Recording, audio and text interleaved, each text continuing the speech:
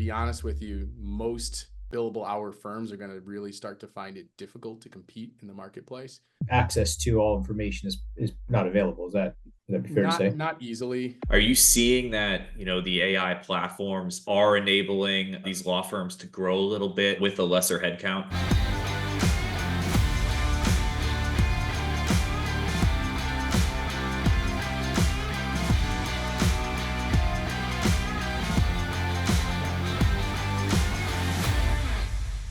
Hello, welcome to the Sayva Spotlight quarterly tech update. Today I'm joined by my colleague Jared Sanderson, the Managing Director of Technology at Sayva Solutions, and a very special guest, Jay McAllister. Jay is the founder and CEO of Paragon Tech Inc., a technology consulting firm that enables companies and teams to accomplish more in less time and increase revenue. They have one guiding principle: simplify. If your tech does not decrease the amount of time you need to interact with it, it's working against you. Connect with Jay on LinkedIn for great tech content and visit their website, paragontechit.com.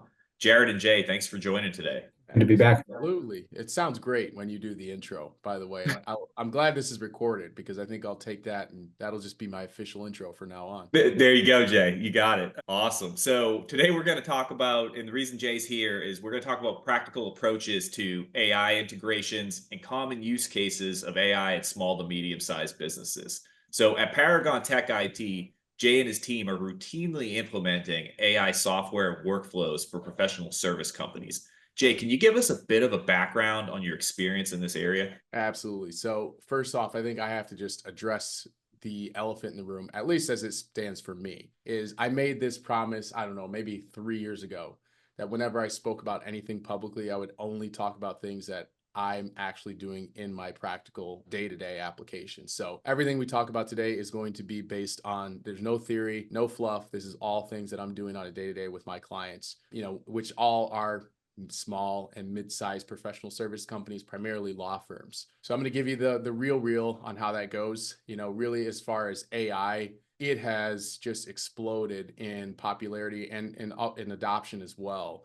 We'll talk a little bit more about that. I can give you some specifics on the legal profession, which is typically one of the slowest. Their lawyers are typically laggards when it comes to implementing and just embracing new technology. So there's some major shifts in the marketplace, and AI has been the primary catalyst of that. Great. Yeah, absolutely. Law firms usually aren't first movers pretty much on anything. So Jay, let's start with, how much AI are your clients using before you start with them? And, what are some of the mindsets or sentiments of the team that you might have to overcome? Yeah, so this is timely because we're just coming off the ClioCon, which was last week in Austin, Texas. I actually spoke at ClioCon about AI adoption in my clients' firms, and there were some staggering statistics that they presented. So Clio, for those who aren't familiar, they were just valued at $3 billion. So, for those in the M&A space, that's a pretty impressive figure. For those outside of the M&A space, that's a pretty impressive figure as well, right? So, they have massive coffers to be able to put together these analytics and perform market research. And what they found when they surveyed their client base, which is about 60,000 law firms across the United States. So what they found is that last year, 19% of law firms, privately owned firms, small to mid-sized firms, and I would define small to mid-size as, everything from your solo practitioner, one attorney, all the way up to about 150-ish at the top end of the mid-sized firm segment. And those firms within that segment, 19% of those had adopted AI within their practice last year, 2023. The new report just came out for this year, 2024, and that number, what do you think it is? John, what do you think what percentage of law firms have adopted AI now? You think it's 30, 20, 50? I'd say 40%, 40 to 50%. Okay, 40, 50 from Jared. John, how about you? 45. Okay. Yeah, maybe a little lower still. Well, if one of you is closer, and that is you, John, 35%, you're closer, but you're both very far away. It's actually 79% of law firms have implemented AI into their practice in some fashion. Now, that might be anything from as simple as using ChatGPT to write marketing copy, or as complex as using a tool like Case Text Co-Counsel to perform legal research for your firm. So like everything in between, right? So what that means is like we are now entering into, this is the first time that attorneys have been actively on the hunt for the latest and greatest. Like you mentioned, we all know attorneys are typically well behind the curve. Every time it seems like I go to my business lawyer about a new idea I have, it's like, nope, nope, nope. It's like, I didn't even tell you the idea yet. It's always no, right? They err on the side of caution. But what they're finding is that AI, and this pertains to all professional service companies, AI is uniquely suited for companies who rely heavily on text-based information, documents, review, and analyzing those. Well, it just so happens AI is really good at doing those type of things. That's why lawyers have found new increased efficiencies there. And what it's doing in the legal market specifically is it's forcing other firms to adopt AI because their competitors are using it, and the marketplace, the market forces that are acting on them are such that consumers recognize that AI is able to perform tasks in a lot more efficient fashion. So if the firm down the street can do the same thing and they're only going to bill you 3 hours because they're using AI, but your firm refuses to use AI and it's going to take you 15 hours, who do you think the consumer is going to go with? And by the way, the firm who is leveraging AI, they're able to get a much higher quality output and in a shorter time span. Because AI, really, the way I see it is that it allows you to get from kind of nothing, a state of, where you open up the blank page, to, C-level work, but it allows you to do that really quickly. And that's the current state of AI. As we progress into the future, that level, that first draft level will start to increase higher and higher above that C level of work. At some point we'll get to B work and then A, and then at some point in the future, it'll be better than all of us and we'll all be, none of us will have jobs, right? But that's just the interesting thing about it, is that if you use AI properly nowadays it's October of 2024, it helps you to create that C level work really rapidly so that you can spend the majority of your time refining and getting it up to that A level. So go ahead, John. You first, Jared.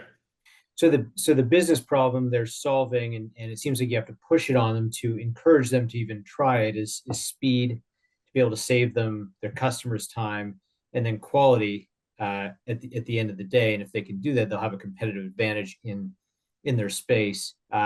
From an AI readiness and compliance, and obviously risk is a big topic for sure for attorneys. What's the ability to turn on for them to be able to use these, whether it's a tool or to use an AI system to get them up to speed? Because a lot of I think it's changed, right? From lawyers, they have their process, they've been doing the same thing over and over, and so for them to change their process, I think, is the big thing, because it interrupts their workflow.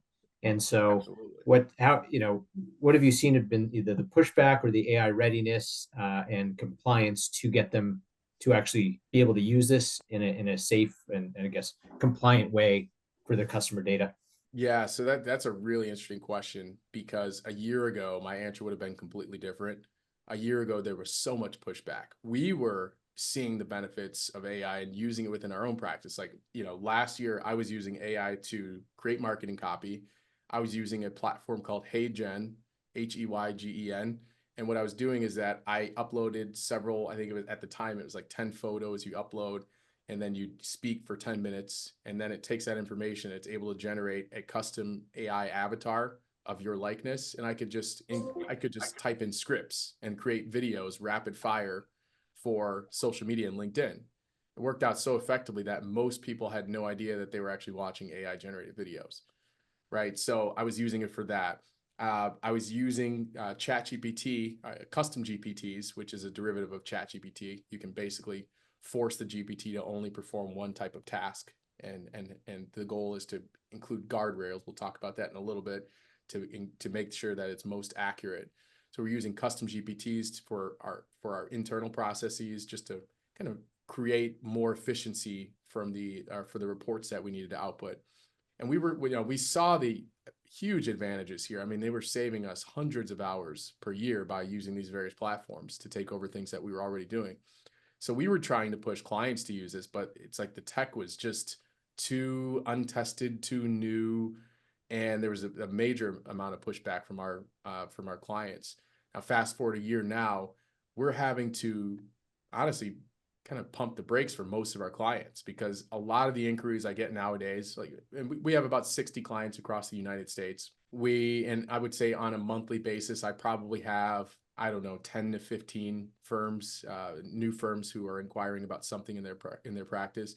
I would say out of those 10 to 15, at least 8 to 12 of those are firms who have a general request of wanting to implement AI in their firm, but not necessarily having a specific purpose or reason for wanting to do so, just more so realizing that they're falling behind and wanting to keep up with the Joneses. So they're asking us to implement AI for them. So we're having to pump the brakes. And we actually came up with a framework. I can give you some context on that if that's useful.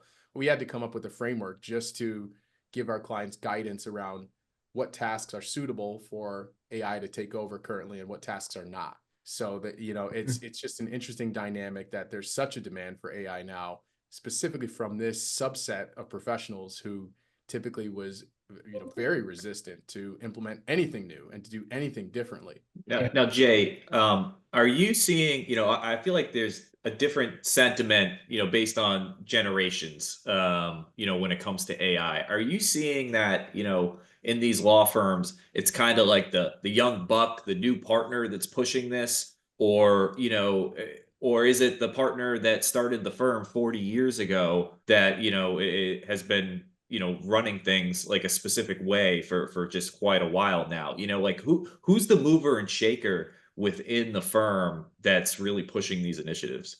Yeah, so that's a great question. I mean, it goes back to the previous one. It's like we're seeing the same dynamic where a year ago it was overwhelmingly the younger cohort within the firm, the 40 and below. Those are the folks who were really embracing AI and, who had at least a level of interest in it. The older generation didn't want anything to do with it. It was just this new disruptive thing that was a fad that just didn't need to be paid any serious attention to.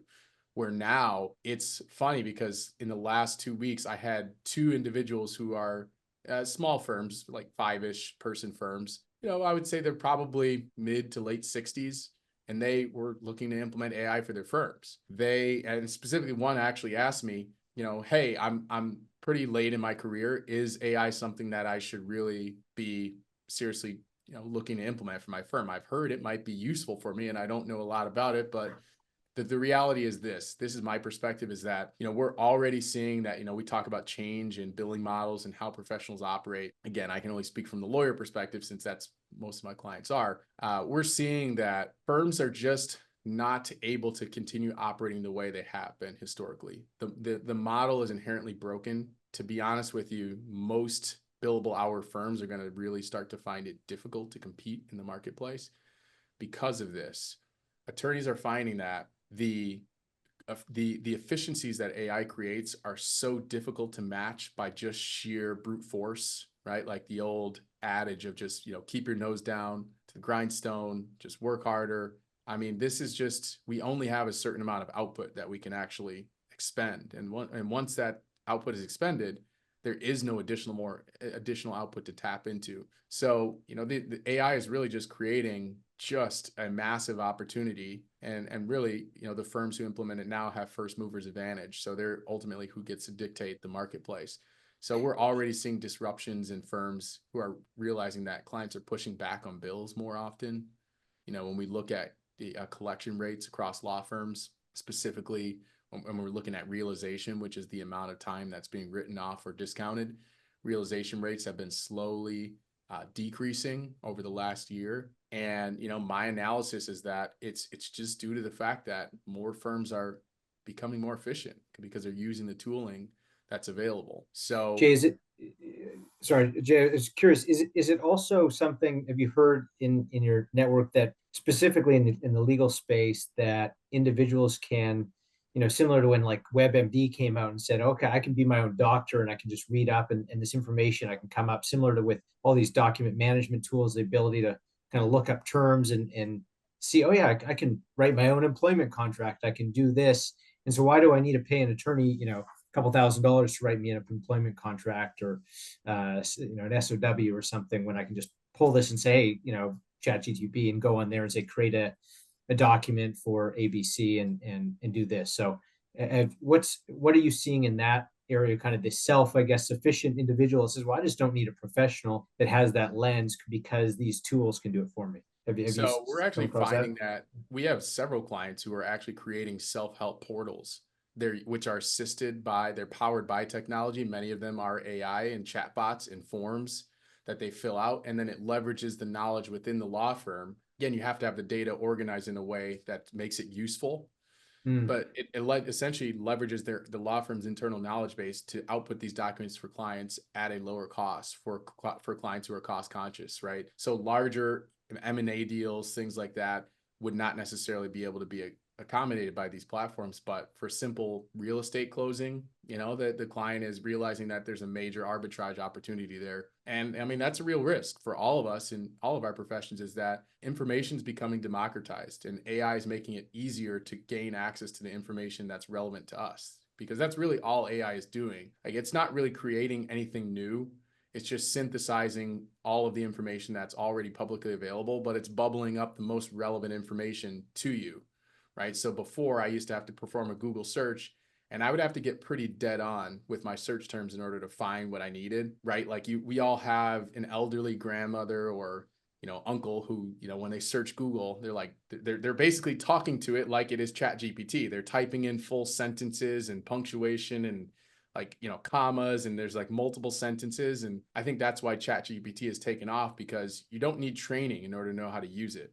It's just inherently just talk to it like you would a normal person, and it does its best job to figure out. I say figure out in air quotes, because none of the large language models actually know what you're saying or what they're outputting. It's just doing a pattern recognition, and it's basically filling in the blanks word by word and performing a probability check, right? What word most likely comes next. And that's how it constructs its output. So, people are able to just interface with these tools really easily, and you talk to them like you would a normal person. Now, and also, I don't know if you guys are aware, so ChatGPT, this is about three or 4 weeks ago, they just released their AI assistant. I mean, they always had a voice assistant available, but now they've opened up their advanced voice assistant, which essentially allows you to interact with it in near real time.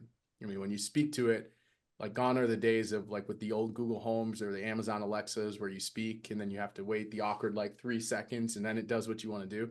It's near instantaneous. It's almost, it's like kind of freaky when you use it, because it's responding so quickly. And so they just released that, and now it makes it even more accessible. So I think that's why, AI is taking off, because, there were other AIs and large language models even pre-ChatGPT. It's just ChatGPT made it easy for the average everyday consumer to be able to jump in and type in a query and get output back that relates very much so to what they typed in. I remember these are just queries, though. These are conversations and podcast hosts and things like that all these language models are using, for sure. I remember growing up, there was this website called PeterAnswers.com. We all thought it was the coolest thing. Do you guys know Peter Answers? I've heard of it, but I haven't looked at it. I remember Ask Jeeves. Yeah. Yeah, it was like very similar. So Peter Answers, the difference here was that it was like ChatGPT before we had the technology to make ChatGPT. So what you would have to type in is, you would have to type this certain term. I forget what it was. You'd have to say like, Peter, answer this, and then you put in your question, right? So what you would do is you would type in the answer on your keyboard, and as you're typing in the answer, it looks like you're typing in the prompt. So then when you hit go, it outputs your answer. So everyone around you is amazed. So like, oh my God, how did it know the answers? So that was like amazing to us. And now that we have the ability to actually do that, it's mind-boggling how quickly technology is advancing. And it's just leaps and bounds every year. It's 2x, 3x, 10xing its previous capabilities. So it won't take long for the super intelligence to exist and just render us all obsolete. I have to, based on what you're saying, I have to think that this is going to level the playing field for a lot of the small law firms. We work in, talent acquisition, and we don't place lawyers or attorneys, but I know that there's a shortage of that, and the small law firms have trouble competing with the big law firms when it comes to getting these first-year associates, because if you go to your large type law firms, they're getting 6-figure, signing bonuses and all of these crazy things. It seems like if you were a smaller law firm that, was an early mover on AI adoption, you could, almost offset maybe some of the struggle to grow that might be caused by, having to acquire talent and compete with the bigger law firms from a talent acquisition space. Are you seeing that, the AI platforms are enabling these law firms to grow a little bit with a lesser headcount? Oh, absolutely. It is probably the single biggest driver of efficiency that I've seen. And we implement a lot of automation, which is not necessarily AI. It's more so just conditional logic. If this, then that. So we've been doing that for years, but now that AI is on the scene, it's really creating major efficiencies. So I'll give you a short story. So I have a client who they're looking to, it's small firm, solo practitioner. They have a paralegal, and that's it. Right. And she was looking to expand and she wanted to do more business development for her firm, focus more of her time on that. So she was going to look to grab another attorney on board. Well, she was having difficulties with that. It just so happens that when this happened, when she was looking on the search for a new attorney, she met me and I said, hey, what are some of the challenges that you're having now? And she mentioned, okay, well, I have to review contracts for clients. It's good work. It's very consistent work, but it takes a lot of time because I have to literally review the entire contract and I have to, give my analysis on it and summarize it for the client. So we implemented a contract automation tool, which basically will analyze the contract.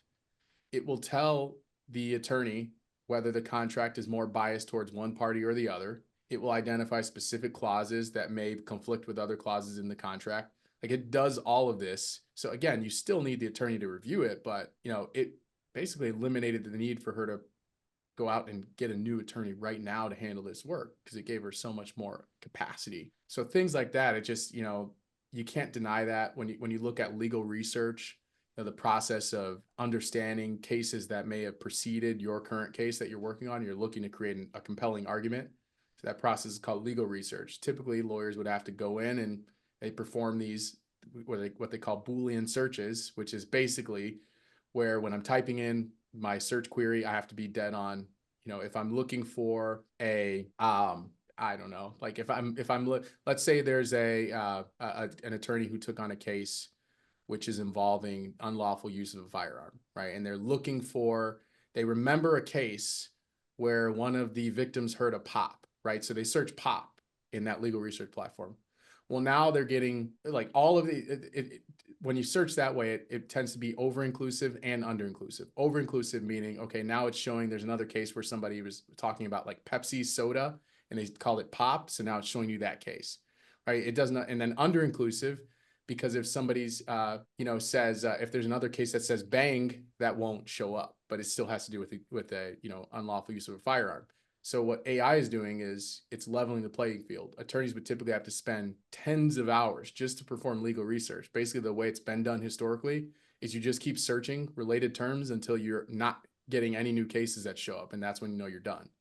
Well, now with the new AI platforms, like Case Text Co-Counsel is a good example of one of them. You can go in and you can type in a summary of your case, what you're looking for. The AI will analyze that context, and then it will look for cases and will include all the related words. You don't have to figure any of that out. And it only serves you up the most relevant cases. So it literally takes the legal research process down from tens of hours to like 2 hours, because basically all you're doing is just going through the cases that are listed, figuring out how they relate to your argument, and then assembling it. And since this is, through a legal archive, a specific one, you're not going to wind up with a scenario where it's making up a case. Is that correct? Absolutely. Yeah. There's, we'll talk a little bit about purpose-built AI tools versus general AI tools. And at least the way that the technology currently exists, I'm a big fan of purpose-built AI tools. I'm not really a big fan of general AI tools. As you'll notice, ChatGPT, even custom GPTs to an extent, because they have to perform so many different tasks, they're not necessarily expert at any one task. They're very good at performing a broad range of tasks, but you typically find if you're trying to perform something very nuanced, you run into friction. And they're not able to tap into those databases that you would have to pay a subscription for as well. So access to all information is not available. Would that be fair to say? Not easily. So, with ChatGPT, I know Claude as well. You can connect. There is an API connection pathway, which allows you to, if a platform that you're using has an API key, which is just basically a tunnel that it allows you to access the data in its database, you technically can connect it. It's not easy for the average person to do. We typically, if we are implementing a general AI tool, we typically err on the side of establishing API connections for all of them, just because it makes it easier to access the data. But yeah, like I said, for the average person, they're not going to really be able to do that. It's fairly technical. Did you read about the article about Perplexity in the last couple of days about being sued for the copyright infringement because they're accessing links? And so part of that from accessing data of who owns the copyright, how they're I guess displaying it and showcasing it. So I think there's, again, so part of that is how they're getting it, but they're trying to provide as much information to the person using to find information of why they're using the product in the first place. So it's yeah, I think we'll see more of that, but we'll see how it comes. But it's providing the best experience to the user with the right information or correct information if they can access it. So it'll be interesting to see what comes out from there. Yeah, I hadn't heard of that. That's I'll have to look into that, because that's a major development. We have a lot of clients who work in the IP space, and there's this whole debate over AI generated artwork, or even text-based documents of who owns it. And if I create something in the style of Jared Sanderson, is that your intellectual property, or is it my original work that was just inspired by you?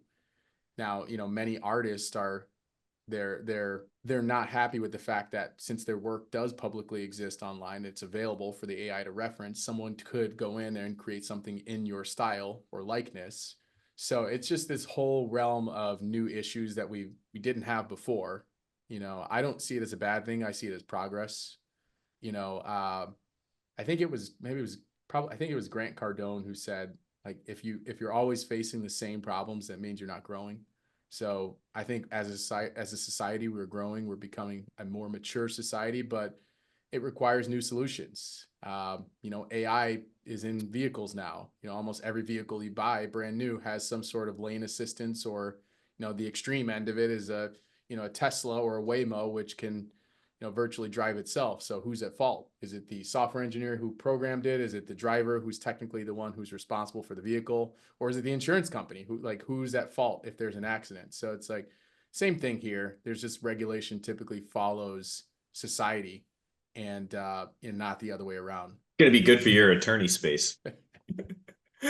All right. So, we talked a lot about, some different uses and, what you've been seeing. Let's talk about security. It's great that we can do all of these things with AI tools, but, there's just this element of confidentiality that's super important. And we're seeing an entire, industry being created about confidential AI, and, how organizations can control AI and make sure that, again, sensitive data isn't being leaked or end up in the wrong hands, or we're having ownership disputes. So what's your approach with balancing efficiency in your clients, but also being mindful of confidentiality? Yeah, so there is no way to be 100% secure. I'll just say that. I don't care what tier you're on or what platform you use, no platform is impenetrable. Now, I will say along with that is a pretty simple frame that I use to think about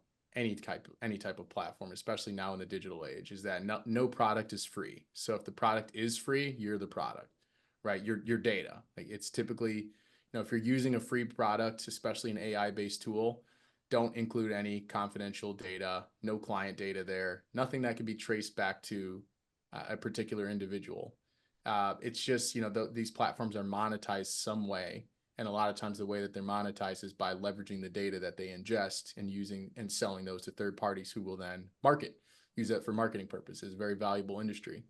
So, when you're using ChatGPT specifically, I always tell my clients, if you are going to use it actually, I'll just say right off the bat, you can use ChatGPT for client information. You can input client information into ChatGPT, but the caveat here is that, and this is like a big one. So this is, if anything you take from this conversation, this be the one thing, you have to use the paid tiers. So there's a Teams tier, which is $25 a month, I believe it is. That tier, if you look at their terms and conditions, they don't use your data to retrain the model. And they also do not store your data for longer than 30 days. So it's always stored in your own private instance of ChatGPT, your data, but then after 30 days, it's wiped from the platform.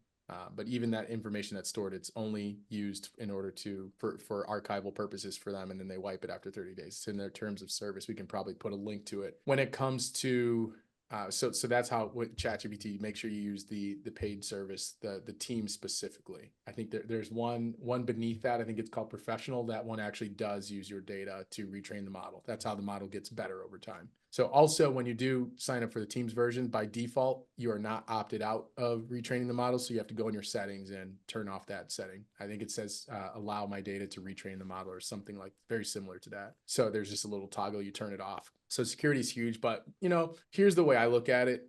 Over time, we all become more comfortable with platforms based on the convenience and the utility they provide us. So for example, like we don't hear anyone voicing concerns about sending client confidential information via email through Microsoft Office, right? Or like housing confidential documents in your Microsoft Office. You just don't think about it because Microsoft is a big player. They have a track record. They've been around. Well, it's kind of the same in these scenarios. As long as the company has, and you can clearly identify on their terms and service that they have the proper security protocols, which typically we don't use any platform unless they're SOC 2 certified. SOC 2 is a government standard that essentially means that if they were to apply for a government contract, they would be eligible from a security standpoint. So we typically don't use platforms if they're not. SOC 2 is a big deal. So if a platform is SOC 2 compliant, you'll be able to find it on their website because it's very expensive to achieve that level of security certification. And it's a constant process where you have to continually be audited to maintain that status. So look for that. If the tool seems too good to be true, it usually is from a security standpoint. But as long as you do those things and make sure that you're, if there is a free platform that you're using, make sure you cleanse any identifying information from the document first before you use it or submit it to the AI. Then that's typically the way that you can make sure that you increase the probability of your information remaining secure. I know it's a super sexy topic, right? Like security, but it is important for people to know because there's a lot of utility that comes out of these tools. I know, John, you and I, we were talking about various use cases for ChatGPT that we use. I know you write your grocery list and come up with with recipes for your family, and I'll use it for bedtime stories for my daughter, and so there's all these uses, and people are finding more and more every day. So it gets tempting to let your guard down, but you have to be vigilant when it comes to the security aspect. Yeah, absolutely. And Jay, I know one thing we talked about before, a week or two ago, but I thought it was an interesting point that we should bring up on the podcast. So, the models, obviously they take the data in, they continue to learn. Now we talked about the model having potential to get less smart over time because it was basically ingesting its own information and then regurgitate it. Can you talk about what these AI companies are doing to make sure the models actually do get smarter, and then rather than just ingesting the garbage on the internet that could actually degrade their progress? So that's a hard problem to solve. Yeah. I mean, there's some crack people, top tier professionals working on it, but I realized that I should rephrase that because crack people could be, depending on where you live, that might be triggering, and you might have a completely different image in your head.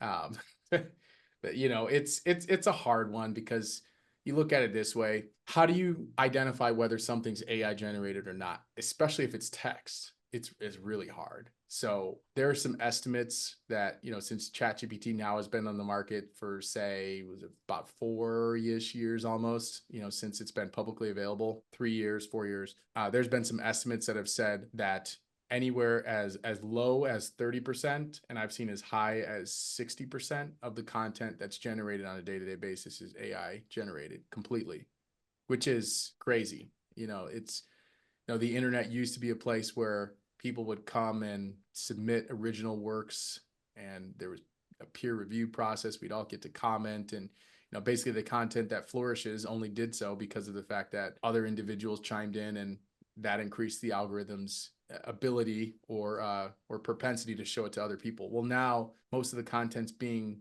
generated by AI. So how do you figure out what's actually human created content versus AI created content? It's difficult. I know that, at OpenAI, I know at Anthropic, some of the leading AI large language model companies, they've created algorithms to essentially rank and score work that's submitted to the internet or content to be able to identify whether it's AI generated. Some of the college universities are using those type of technologies in order to figure out whether their students are submitting an essay that was ChatGPT written. But it's still, the ability for it to be accurate is it's still a fairly low percentage of the time because it's just such a difficult thing to do. Now, obviously right now, images and video are much easier to determine if they're AI generated, although I will say they're becoming more and more convincing each day. And there's kind of an interesting commentary on that because, if we know that 30 to 60% of the content online is AI generated, why don't we think that? Well, it's because a lot of times when we're scrolling the internet, we don't have our guard up. We're not in that skeptic mode where we're looking to spot all the AI fakery out there. So a lot of it passes as real and we don't even think twice about it. So there's actually some interesting ways that you can figure out whether an image is AI generated. I just learned this probably a week ago, so I'm just going to take that and give it to you. That YouTube video is now, it was worthwhile to watch. So the way AI image generators work is they're based on a noise pattern. They create their images based on a noise pattern. Basically what that means is that there's going to be an even distribution. If you look at any noise, like think about like the old TVs, the old CRT TVs with the static on the screen, that's a noise pattern. Well, if you would take a photo of that screen and then you would average the color across the entire thing, you would see that it was completely gray. It would be what they call 50% gray. It's right in the middle. If you take all the noise, there's an equal distribution of white and black. Well, AI models, image generators work the exact same way, all of them. So what you'll typically find is that if you're looking at an AI generated image, you will never see an AI generated image, at least now, the way the models work now. You'll never see an AI image that's generated, which is all completely bright or all completely dark. You'll always see, like, if there's a really bright spot here, you'll see like a really dark spot somewhere, like almost pitch black. Every single image that you can test this. I've done it. Spent probably too much time doing this, but you can go and look. I think the way I figured it out is that, or the thing that got me interested in this, I was watching a video that someone was selling a sofa, which was in the shape of a gorilla. It was like $20,000. And the whole thing about it is that it was an AI generated image. Someone bought the couch and it was like some cardboard thing. Like it looked nothing like the actual real thing. But the AI image was generated and you could see there was dark spots, light spots all over, like they're always matching. There will be an equal distribution of light and dark spots. And usually it's not like it's grouped. You'll see like a big group of darkness and a big group of lightness. So that's for AI images. Also hands. AI image generators are not very good at creating hands. So they don't understand how the hands work and function. So you'll typically see fingers twisted or pointing the wrong direction, or maybe there's too many, there's 6 fingers. It's not very good at it. I wonder if like companies have promoted like, hey, made in America, right? Made in the USA. And so now companies will start being like, hey, created by humans. And like, so they have to differentiate, just like even with LinkedIn or a lot of these platforms, they have the verified check where you have to put your ID, you have to like really go through a verification process. So we just need further scrutiny to say who's putting out this content, and not only are they putting it out, is it like made by, and then how is that even verified even further? So I think there'll be some companies that will say, hey, go in the opposite way of, the whole like automation or just AI. Yeah, they'll be like generated. The new Amish. It'll be like that's like neo Amish. We're back in time. Yeah, exactly. Yeah, they need to do that on Twitter. Because I think Twitter is like 80% bots at this point. And it's really hard to decipher information. But what happens for you guys? Like, I'm curious for both of you guys, what happens when the AI generated work, specifically, maybe let's say it's images or videos, let's say it's better. What happens if it gets better than human generated? Then what? Depending on depending what it is, right? I think if there's something where it's generating better, then it's creating value in whatever that serve purpose that it was created to do, then great. Then you create freedom or flexibility, and then how do we strategize to leverage that for its outcome? and I think that that's fine. But if it's, again, generating content that's fluff, or just re-automating a purpose, or re-automating, or just creating work and just putting together, but not creating anything new, then, that is. But, I see, within our field in the consulting space, we see a lot of fake profiles. We see a lot of fake resumes on AI. There, like, we can spot them a mile away, and even just profiles. I see, if you start reconciling a resume and a LinkedIn profile and some other things, you start to see common trends, like how many connections they have, are they posting things or not? And so you start to just get this kind of feeling, and you kind of like, and then you start diving deeper. But that's kind of the scary part of this, is like, from a people standpoint, of you always have to have your guard up, and kind of just question things that you would never question before, which, I'd like to take people at face value. And then, if you're scrutinizing someone because they just are how they're presenting themselves, or they don't have an image on LinkedIn, it's like, why not? And so you kind of, I try to teach everyone square. But then you had a situation that happened, the day before, there's someone had misrepresented themselves and lied, or their profile was fake, and you caught it, and you're like, then you second guess everything else, right? So it's trying to leverage, your experience and your knowledges for all these things that we're facing nowadays, and making the best judgment call. And then, on the flip side, probably leveraging these tools for security to find these, whether it's a bot or not real profiles, to weed them out, so that, the true verified profiles are correct. Or even as well, phone so calls, kind of use it in defense. Yeah. I had a very strange phone call yesterday with an individual who reached out to me as a consultant. He wanted me to speak with his client, which is a company looking to gain some information about the legal technology space. And like, when I picked up the phone, it sounded like an AI bot. So, and because I'm trying to be more mindful and skeptical, so I'm like, it's an AI bot. So it was actually a very strange interaction, because if it was a real human, I probably wouldn't have like phrased the conversation the way I did, but I was purposely trying to throw off the AI. And the guy was like, are you okay? And then that's when I realized it was a real person. I was like, oh yeah, I'm all right. I was just having fun with the AI. I thought, at least. It turns out he's just a really dry personality kind of individual. But Yeah, well, oh, go ahead. Oh, there's several of those that exist, though, where they're selling enterprise licenses to large companies, and they claim they can make 1 million phone calls at once and carry a conversation. It's just crazy. Now, most people just don't pick up their phone anymore, so I'm curious, how effective it will be. But if you have a play where it's just a volume play type business, I mean, being able to call 1 million people at once is quite an advantage. Well, there's email, there's text. You can do the same thing with those same models Yeah. on various forms of medium.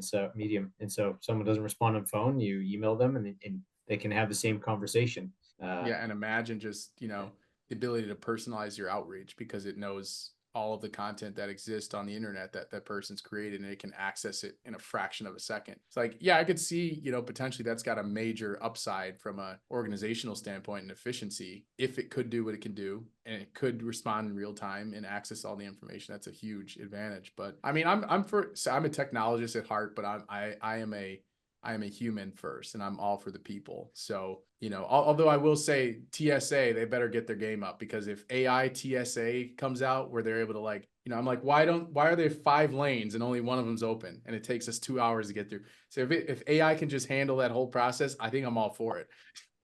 Yeah. Yeah, absolutely. If they can modernize the airport, that would be, that'd be a big win for everybody. Awesome. I'm not All ready right. to let go of the pilot yet, though. We got to keep the Yeah, pilot. no, we'll keep the pilot. That's for sure. So let's wrap this up, Jay. So, final question for you.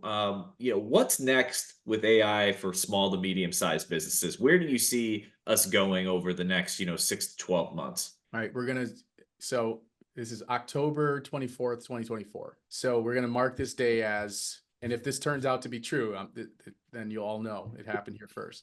We're at the great divergence, we'll call it. So what we're seeing now is AI is becoming more prevalent. We have these chat bots. We have the ability to create purpose-built AI. what you're going to see is we're at a fork in the road. There are going to be a massive amount of general AI tools, co-pilots, you can call them. You're seeing them all over where they claim, okay, you're just going to use this co-pilot. It's going to know everything about you and it's going to be able to perform on your behalf and serve up information when it's relevant and all these type of things, tell you when your flight's going to be and also tell you what restaurants you should hit when you're in the area and, what hotel is the cheapest rate. It's going to do all this for you. That's the co-pilots. But then there's going to be on the other side of the fork, the other fork in the road, there's going to be purpose-built tools, which don't claim to be able to do everything. They focus on one subset of tasks or one task, and the whole premise is it gets really good at just doing that one thing. So, if you look at the robotics world, it's following a similar trend where we've had kind of purpose-built robots forever. I mean, that's what a toaster is. That's what an oven is. That's what a vacuum cleaner is. They're purpose-built robots. They do one thing really well. Well, now that technology is advancing, the whole goal is to be able to create a humanoid robot, which can serve and do a variety of tasks rather than just being able to vacuum the floor. It can, run errands for you. It can, fold your laundry. It can do all these things. So AI is following this exact same trend where the goal ultimately is, if we just look at this from an evolutionary standpoint, the goal would be to create a general purpose AI. That really is the ultimate goal. What I can tell you is we're a long way away from that. And there's a lot of companies out there who think we're closer than we actually are. Now, what do I know, but that these billion-dollar companies don't know? Why would you take anything that I say as truth? Well, I'm seeing on a day-to-day basis, we're interacting with the tools, we're implementing them, we're battle testing them and finding all the flaws, and really we're and I stay tuned into the AI space and talk to professionals all the time, and put together roundtables. And basically what we're at now, the point we're at now is we're probably, I would say on a conservative estimate, we're probably 10 years away from a general intelligence AI, at least. General intelligence, it's so hard to achieve. There's a lot of things that are convincing, like even ChatGPT, to some, it may seem like a general intelligence AI, but it's easy to outsmart it. It's not actually reasoning. It's just taking a look at information and doing pattern prediction. So, at what point it's like the argument between, okay, if it seems like it's reasoning, then one can infer that it is reasoning. That's kind of the difference between a general purpose AI. But, as far as from a business standpoint and things that we need to know about as entrepreneurs and business practitioners, is that right now, at least for the foreseeable future, I'm a big fan of the purpose-built AI tools. Leverage those to their fullest extent. You get better accuracy out of them. They typically have guardrails built into the platform, which will constrain their output to only a specific subject matter, as well as the inputs you can put into the platform. It won't allow you to take an image and feed it into the platform because it's not built for that. It's built for doing case law research, or there might be a platform that's meant to take information and create marketing copy. It's a very specific purpose. So I'm always much more of a fan of using those. You get much better output, higher quality, and it reduces hallucination, which at the end of the day, in a business context, is the thing that we all fear the most. Because if you're going to leverage an AI platform, you want to know that the output is reliable and trustworthy. Absolutely. Great answer, Jay. Well, we appreciate your time. Thank you so much. We're going to drop your contact info and the Leverage AI framework for all the listeners when we put this podcast out. So thanks again. And Jared, let's wrap this up with San Diego local events. So what do we have going on the tech scene, Jared? Yeah, there's a couple of interesting, there's definitely a lot of events happening within San Diego, and just, podcasts always about AI. Here locally on November 13th, the Better Business Bureau is putting on responsible AI. So looking to innovate with impact. And so they're going to talk about ethical innovation, just growth, and there'll be some leaders just talking about the future and transparency within AI. And then just coming up next year, so just a little bit further out, AI Copilot Summit is in North America, will be housed here in La Jolla. So that's an AI event, impact on possibilities, primarily around Microsoft Copilot, and that's for like that mid-market enterprise company. I think there'll be a lot of people here early next year, kind of coming to hear that. So those are just a couple bigger ones, but there's definitely a lot of little ones in your local community. that you can plug into and listen to all the time to keep up to date. Yeah, absolutely. And check out Jay's upcoming webinars. Jay's always running great webinars on AI use cases that are fantastically produced, Jay. I got to say, he has the bow tie. He has it all. He has the money gun. Just got everything going in these webinars. All right. Well, There's gentlemen, no bow tie today? What's going on? no bow tie today. No bow tie today. Didn't want to scare off the audience with the formality, right? So awesome. Well, guys, thank you so much for your time. Really appreciate you joining the Sayva Spotlight Tech Update, and look forward to doing it again. it's a lot of fun, guys. Let's do it again. Thanks all.